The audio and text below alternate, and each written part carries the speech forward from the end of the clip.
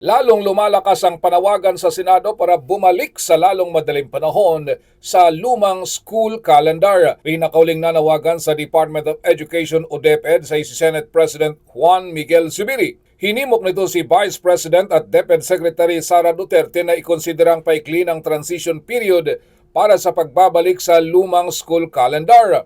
Ito ang pagbubukas ng klase sa buwan ng Hunyo at nagtatapos sa buwan ng Marso. Paraan ito upang makaiwas sa nararanasan ngayon na napakatinding init ng panahon. Aminado si Zubiri na napipilitang magsuspindi ng klase sa panahon ng tagbagyo. Ngunit mas malimit din ngayon ang suspension ng klase dahil sa epekto ng mainit na panahon dulot ng El Nino phenomenon. Sa katunayan ay nagsuspindi muli ang DepEd ng face-to-face classes ngayong araw hanggang bukas.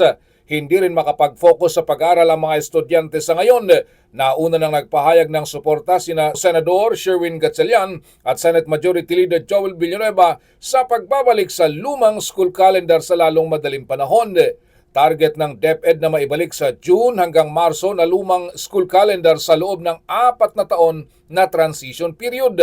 Ito ay dahil sa katwiran na kailangan nilang gawin ng unti-unti upang hindi mawalan ng bakasyon ang mga guro at mga mag-aaral. Ngunit kung ang mga senador ang masusunod, gusto na naman itong ipatupad ito sa susunod na school year 2025-2026. Para sa MBC TV Network News, ito si Raymond Dadpaas, sama-sama tayo Pilipino.